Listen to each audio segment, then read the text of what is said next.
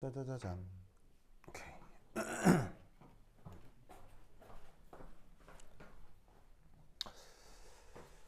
자, 지금 이제 분산력에 대한 얘기를 하고 있는데 이 분산력에 여러 요소들이 있을 수 있어요. 그게 이제 어떤 것들이 있는지 한번 살펴볼 건데요.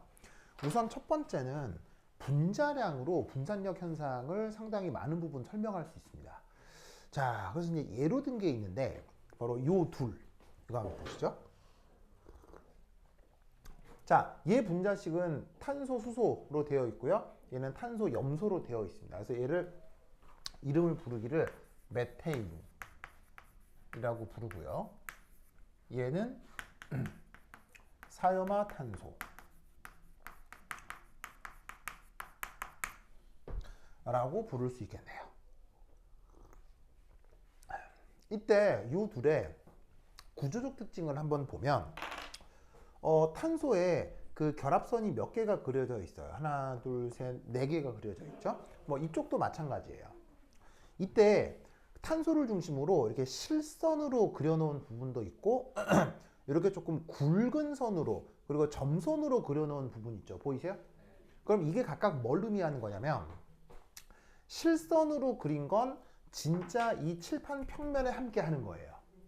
그래서 요 수소, 요 탄소, 요 수소는 진짜 이 평면에 칠판 평면 위에 놓여 있다는 뜻이고 굵게 그린 건 칠판 평면을 기준으로 앞으로 튀어나와 있다는 뜻이고요. 점선은 칠판 평면 기준으로 뒤로 들어가 있다는 뜻이에요. 그런 그 뭐냐면 약속으로 그림을 그린 겁니다. 그러면 그걸 감안하야 여기에 있는 요 수소들이 있죠. 수소의 무게 중심을 보조선으로 연결하면 이런 식으로 사면체 구조가 나타난다는 뜻이에요. 아시겠죠? 알겠죠? 그게 어디서도 사염화탄소에서도 마찬가지예요. 그래서 이렇게 앞으로 튀어나오고 뒤로 들어가 있고 하는 이런 표현이 사면체 구조를 편리하게 표현하는 그 기호다, 약속이다 라고 생각을 해두시면 되겠습니다. 그럼 결국 메테인이 됐건 사염화탄소가 됐건 구조적 특징을 보면 뭐 차이가 심해요? 뭐 사실은 뭐 똑같이 생겼어요. 똑같이 생겼다는 얘기예요. 수소 대신에 염소가 있을 뿐인 거지. 그런데 이때 요 둘에 그러면 분자량이 어떻게 되느냐? 이쪽은 16, 이쪽은 154. 아시겠어요? 자, 왜냐? 수소의 원자량은 얼마예요? 수소 원자량은. 수소 원자량은 1이잖아요. 무슨 말인지 알겠어요? 수소 원자량은 1이고 탄소 원자량은 얼마예요? 12잖아요. 그러면 12 더하기 1111 하면 16 되는 거 아시겠죠? 자, 탄소 원자량은 10인데 염소 원자량은 얼마예요? 35.5 정도 되거든요. 뭐 외울 것까지는 없는데 뭐 문제 같은 거 많이 풀다 보면 나와서 뭐 자연스럽게 외워지긴 합니다. 그러니까 이 154는 어떻게 나오겠어요? 12 더하기 35.5 곱하기 하나 둘 셋 넷 하면 요 값이 나온다 이런 말이죠. 아시겠죠? 그래서 사실 구조적으로는 매우 똑같아 보이는데 분자량은 어때요? 굉장히 크게 차이가 나죠? 그 덕에 끓는 점도 어때요? 아주 크게 차이가 난다는 얘기예요. 무슨 말 알겠죠? 그거를 개념적으로 이렇게 표현해 주는 거예요. 그러니까 꼭 메테인이나 사염화탄소가 아니더라도 이와 비슷한 현상들이 자연계에 아주 많이 발견되기 때문에 그걸 개념화하여 이렇게 말로 쓴 거예요. 아시겠죠?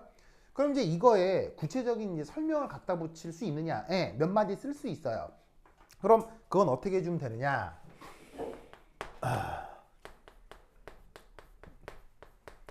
분자량이 클수록 분자 내 전자 역시 많을까요? 적을까요? 많아지겠죠. 분자량이 크다는 얘기는 그만큼 원자핵이나 원자핵의 전하량도 크다는 얘기인 거니까 그에 딸려오는 전자들도 많다는 얘기인 거죠. 맞습니까? 그러면 이때 어떻게 되냐면 전자가 많기 때문에 전자 간 청력 이것이 커지게 되는 겁니다. 전자가 많으니까요. 인구 밀도 낮은 곳에서는 사람들끼리 덜 부대끼잖아요. 근데 전자가 많으니까 전자끼리 부대껴서 청력도 커진다 이런 얘기죠. 그러면 어떻게 된다? 전자 간 청력이 커지게 되면 전자의 유동성 역시 커지는 거죠.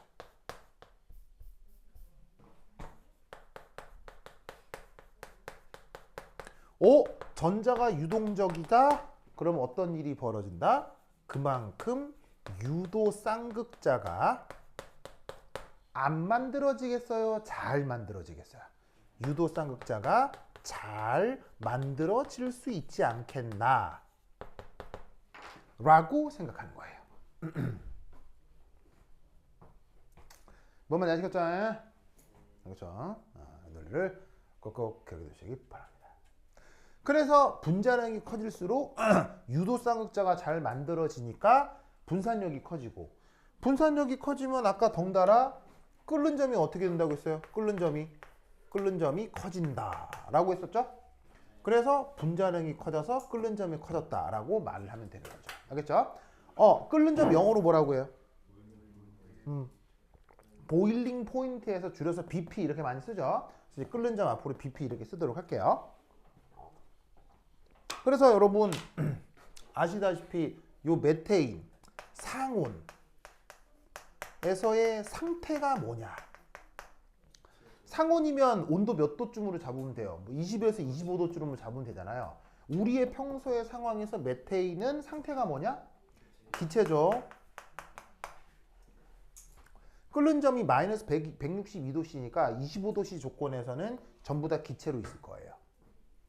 반면에 사이마탄소는 25도씨 조건에서 끓는 점이 77도니까 무슨 상태로 나타난다? 얘는 액체입니다. 아이고. 됐죠? 논리를 꼭꼭 기억해두시기 바랍니다. 오케이, 됐다. 자, 쓰였어요? 이게 됐죠?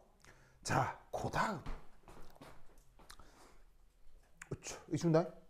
줄게요. 으쌰. 두 번째, 자, 두 번째는 구조가 길쭉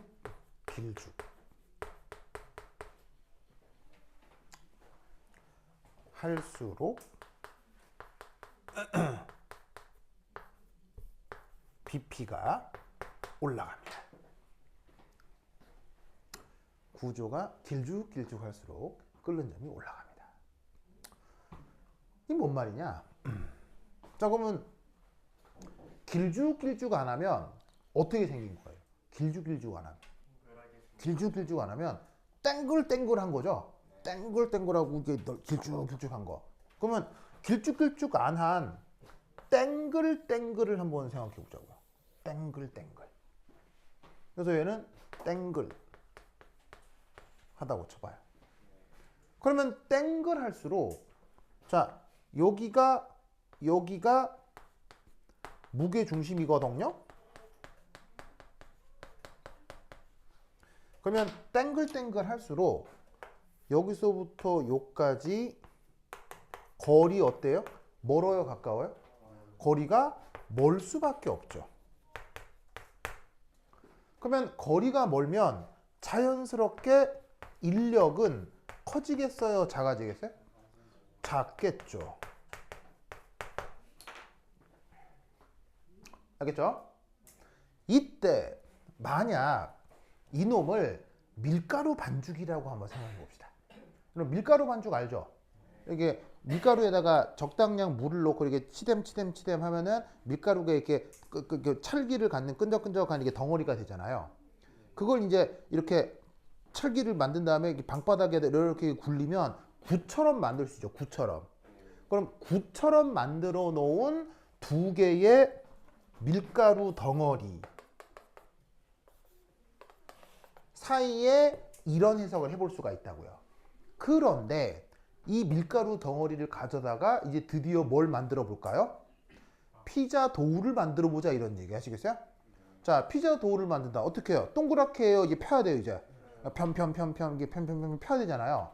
편편편편 해가지고 얘네를 이압 이렇게 폈다고 쳐보자. 무슨 말 되겠어요? 즉, 얘 가져다가 편편편편 해가지고 널때대하게 만들고 얘도 편편편편 널때대하게 만들었다 치자 이런 말이지. 그러면 이때 여기서부터 여기 바로 무게 중심 간 거리 어떻게 됐어요? 멀어졌어요? 가까워졌어요? 훨씬 더 가깝죠? 그럼 무게 중심 간 거리가 가깝기 때문에 이때 인력은 커지겠어요? 작아지겠어요? 인력이 더 커진다 라고 설명을 만들어 붙이는 거예요. 그럼 이게 우리 일상생활에서도 그러냐? 자, 아까 밀가루 반죽 얘기를 다시 해봐요. 완전히 구형으로 만들어 두었어요. 구형으로 만들어 놓은 밀가루 반죽도 이렇게 살짝 포개 놓으면 그 밀가루 반죽 표면끼리 살짝 붙긴 하죠. 그럼 그 상태에서 얘를 다시 떼어낸다고 했을 때 뭐 충분히 떼어낼 수 있어요? 불가능해요?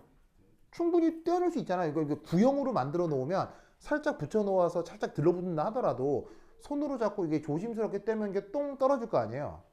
그런데 이 밀가루 반죽을 막 폈어요. 막 펴가지고 넙대대하게 만들고 그 위에 폭에서 또 넙대대하게 만들었어요. 이거 띄어지겠어요? 안 띄어지겠어요? 안 띄어져요. 이거 무슨 말이에요? 물론 불가능하다라기보다는 앞서보다 훨씬 떼기 불편할 거라고요. 뭔 말인지 알겠어요? 그런 일이 우리 실제 생활에서 일어나기 때문에 이런 설명을 만들어 붙인 것이다. 무슨 말인지 알겠죠? 그래서 구조적으로 길쭉길쭉 할수록 무게중심과 거리가 가깝고 인력이 크다라고 나는 이렇게 표현을 하는데, 이게 다른 책에서는 어떤 표현을 쓰기도 하냐면 구조가 길쭉길쭉 할수록 서로 간 접촉하고 있는 면적이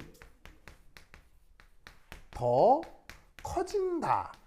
이런 식의 설명을 하는 책들도 있어요. 무슨 뜻인지 아시겠죠? 당연히 맞는 말이에요? 틀린 말이에요? 당연히 맞는 말이죠. 그래서 이렇게 설명해도 되고요. 뭐 이렇게 표현해도 상관없어요. 자기의 취향에 더 맞는 걸 설명해 주시면 돼요. 알겠죠? 그래서 뭐 나는 이렇게 보통 난 이런 표현도 좋아하는데 다른 책에는 이런 표현도 있다. 됐죠? 자, 그러면 이 현상도 관련되어 있는 예시가 있느냐? 있습니다. 자, 뭐가 있겠느냐? 자, 여기 줄게요. 준다. 에이.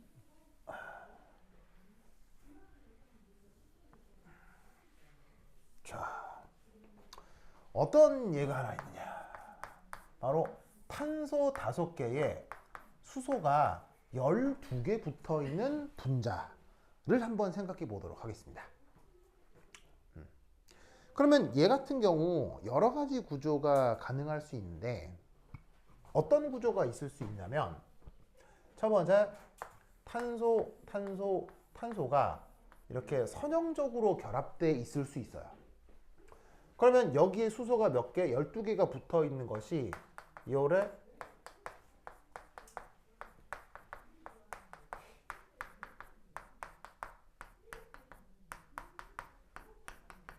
이렇게 붙어 있으면 되거든요. 이때 지켜져야 되는 건 딱 하나밖에 없어요. 요 탄소마다 결합선이 4개면 됩니다. 그것만 지켜진다면 탄소 5개, 수소 12개로 여러 가지 레고 조합을 만든다고 생각하시면 되는 거예요. 그냥 탄소라는 블럭이 있고 수소라는 블럭이 있는데 제한 조건은 탄소 주변에 결합선을 4개 꽂을 수만 있으면 돼요.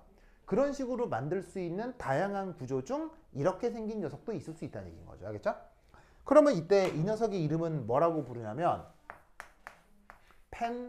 펜테인이라고 부릅니다. 이렇게 생긴 구조의 이름을 펜테인이라고 해요. 자, 그럼 이때 이 녀석 탄소에 구멍 4개를 끼울 수 있다는 제한 조건으로 또 하나 만들 수 있는 구조는 뭐가 있냐면 이런 게 가능할 수 있습니다. 탄소를 중심으로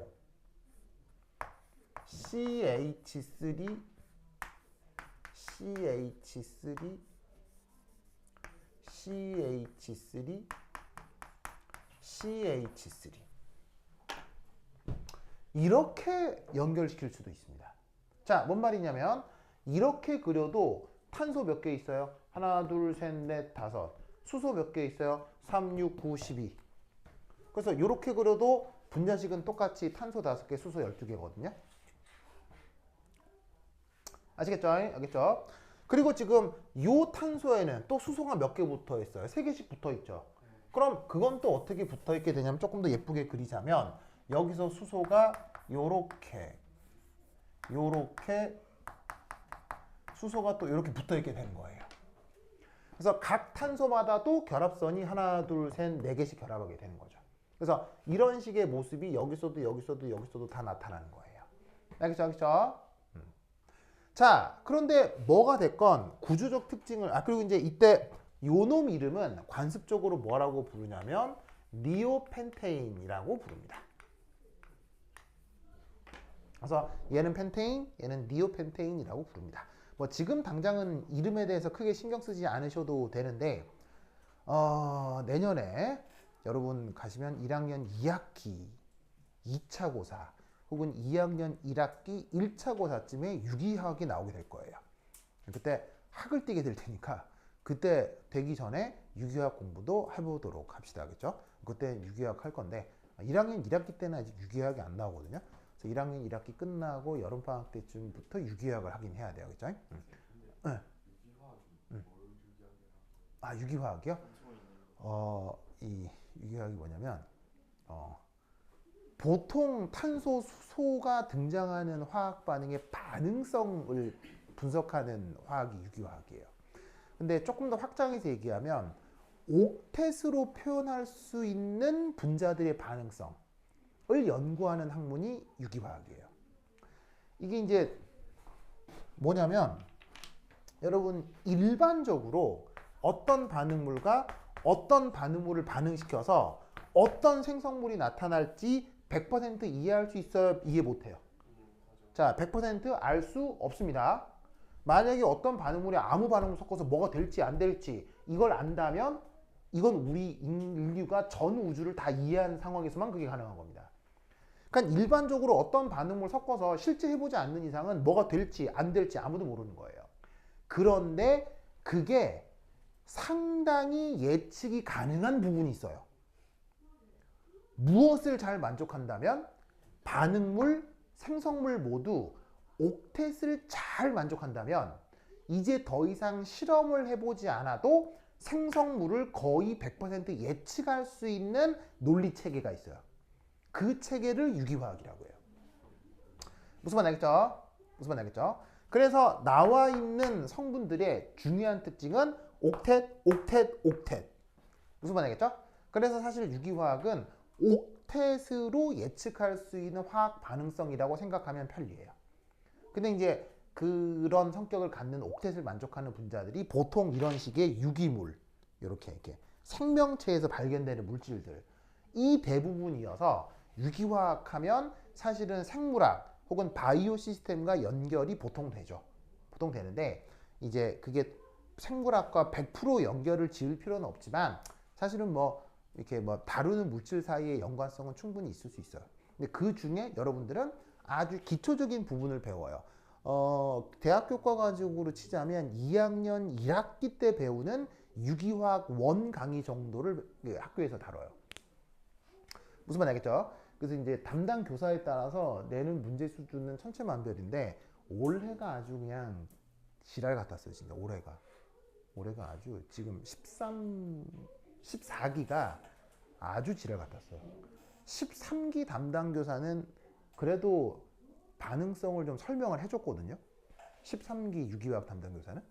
14기 유기화학 담당 교사는 아무런 설명을 해주지 않더라고요. 그냥 문제집 120개 정도가 들어있는 문제집을 툭 던져주고 이거 시험에 낼 거예요 하고 내고 그렇게 시험을 냈어요. 공부는 알아서 하시고 그렇게 시험을 냈어요. 그 해진 씨인가 그래. 혜진 씨. 그래서 14기 때 또 혜진 씨가 맡을지 모르겠는데 혜진 씨 맡으면 내가 봤을 때는 최악이에요 진짜. 그 혜진 씨 아니면 조금 나은데 혜진 씨 맡으시면 진짜 나도 걱정이 진짜. 왜냐면 혜진 씨가 맡으면 내 부담이 너무 커지는 거죠. 전부 다 여러분한테 알려줘야 되니까. 혜진 씨는 거의 수업을 안 하시더라고요. 그냥 여러분 알죠? 그냥 넘어가 이렇게. 그래서 좀 그렇긴 합니다. 하여튼 그렇다. 그래서 하여튼 근데 유기화학은 1학기 때는 안 하니까 그때 가서 좀 더 2학기 때부터 한번 다뤄보도록 해요. 자, anyway. 자, 그래서 요 탄소 5개, 수소 12개를 만들 수 있는 구조 중에 이런 식으로다가 펜테인, 니오펜테인을 만들어 보았는데 자, 아무리 생각해도 얘는 상대적으로 딱 봐도 뭐예요? 길쭉이죠?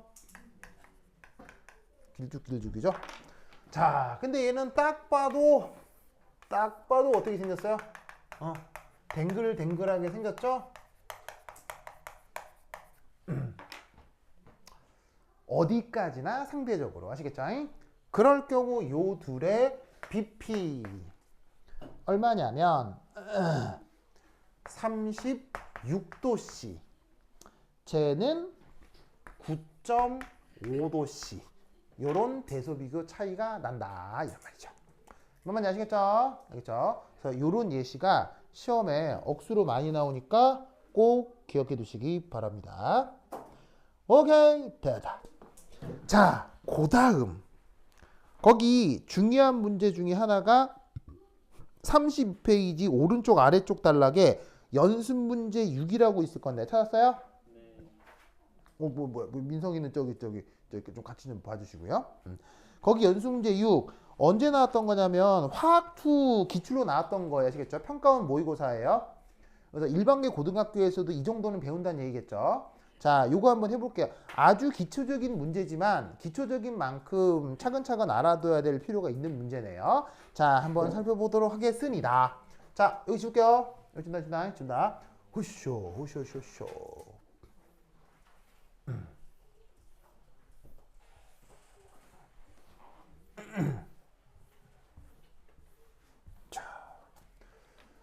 자, 연습 문제.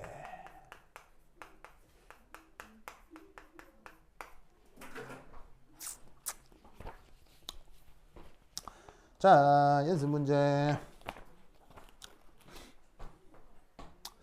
자, 거기 이제 그 예시로 제시되어 있는 것들이 BR2라는 것도 있고요. CCl4라고 하는 것들도 있고요. 그 다음에 ICL이라고 하는 것들도 있네요.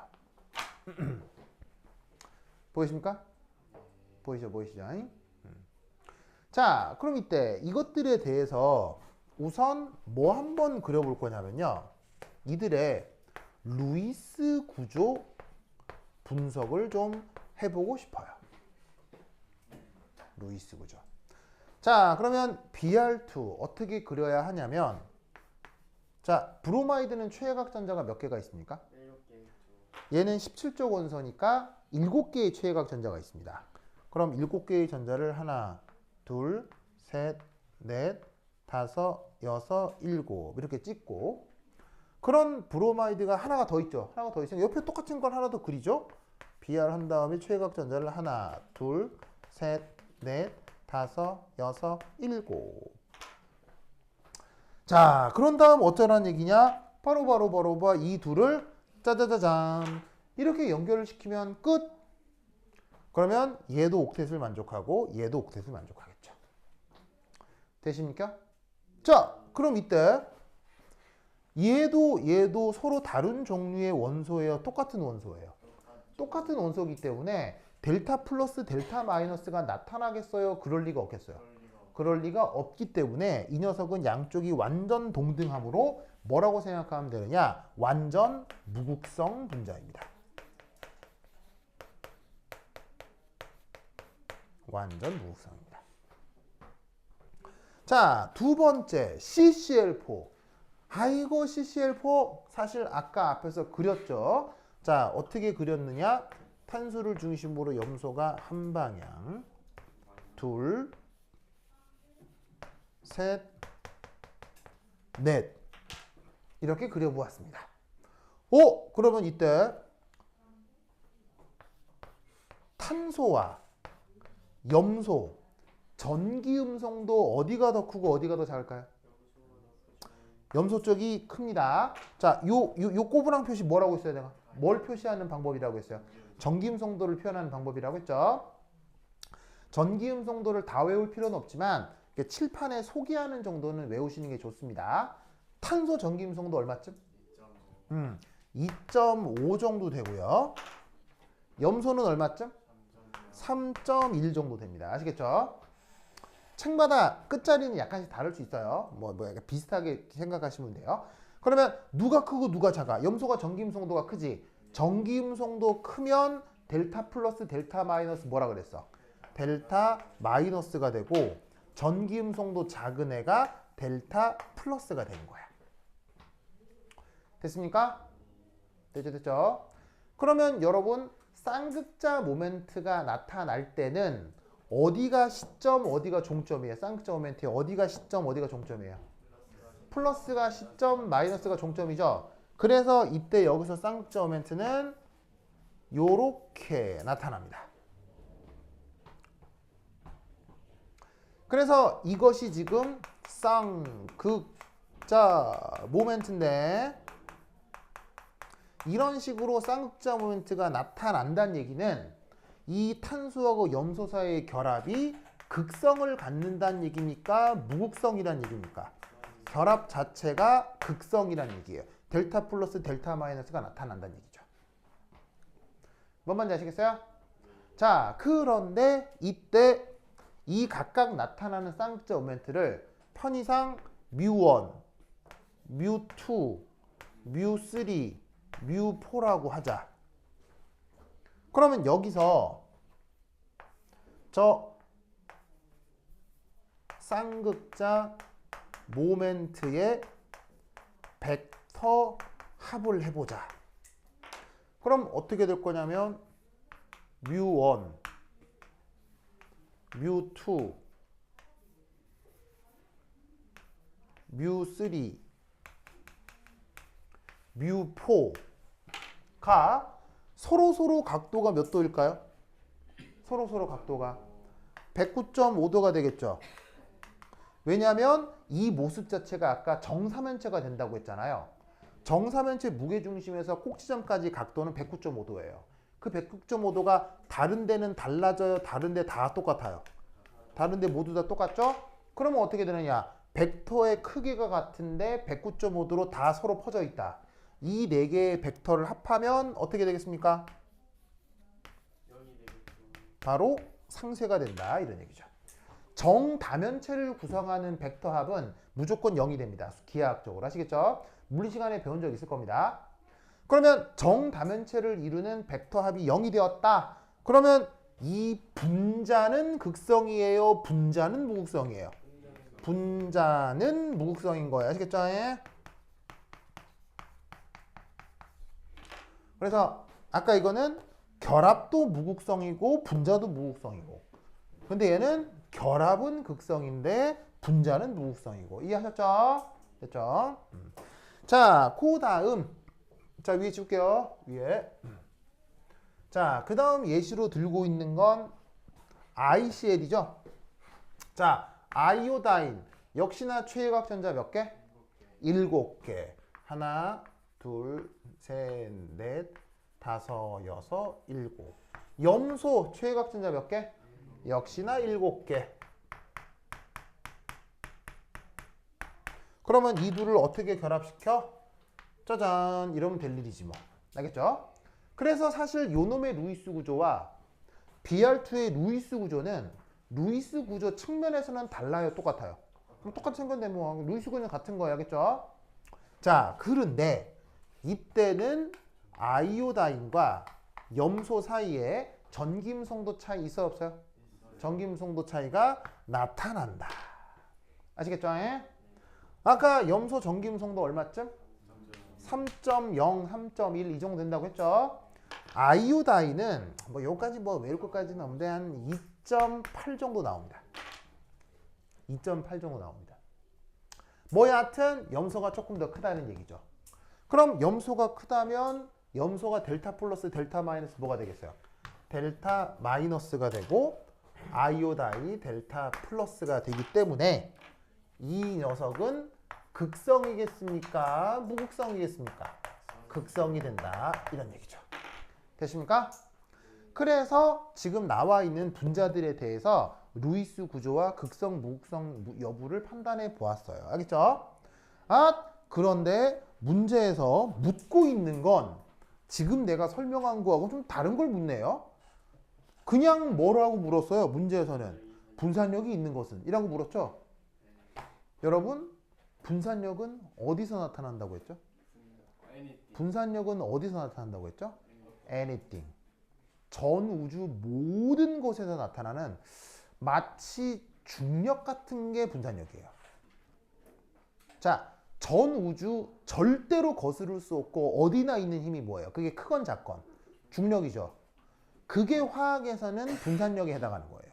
분산력은 어디나 있어요. 물론 그게 크건 작건. 아시겠죠? 그러면 이거의 답은 뭐겠어요? All of them. 아시겠죠? 그래서 분산력은 어디서나 나타나는 겁니다. 알겠죠? 그래서 관련해서 구조적 설명을 해보았습니다. 자, 그 다음 거기 보시면 한 장 넘겨서 33페이지에 연습 문제 7 있죠? 33페이지 연습 문제 8 있죠? 33페이지 연습 문제 9 있죠? 찾았어요? 숙제. 알겠죠? 숙제. 다음 시간 퀴즈에 이걸 낼 거예요. 알겠죠? 그래서 7, 8, 9 모두 해설지들이 있기 때문에 생각을 해보시면 충분히 답을 구해낼 수 있을 거예요. 그래서 7, 8, 9 모두 숙제가 되겠습니다. 됐습니까? 됐죠? 오케이, 됐다. 근데 원래 오늘 네. 퀴즈가 있었지 않나요? 아닌가? 하려고요. 지금 해요? 그럼요. 아니세요? 왜요? 왜요? 왜 하고 싶지 않아요? 막 기대하고 있었구나. 그래서 준비했어요. 뭐 굳이 그렇게 언급을 한다는 거 굉장히 하고 싶었던 모양이네요. 알겠습니다. 자, 그러면 퀴즈를 보도록 하겠습니다. 됐다. 누구야? 현진. 문제 밑에 너무 답이 잘 보이는데 어떡해요? 그 내용을 충분히 숙지하라는 얘기입니다. 그래야 퀴즈에 나왔을 때 틀리지 않게 뭐냐면은 외우게 틀리게 답을 쓸 수 있겠죠. 네. 그러니까 여기에 내가 객관식으로 내도 퀴즈에는 주관식으로 낼 수 있거든요. 그러면 해설지에 나오는 걸 몽창 외워가지고 그대로 쓸 수 있어야 된다는 얘기예요. 그래서 자세하게 써놓은 거예요. 무슨 말 알겠어요? 그러니까 뭐냐, 여러분들이 이거 답 맞추고 안 맞추고 뭐 중요하겠어요? 내용을 외우는 게 중요하지. 그래서 해설지를 올려놓은 거니까 해설지를 돌돌돌 외우세요. 알겠죠? 자, 퀴즈를 한번 볼까요?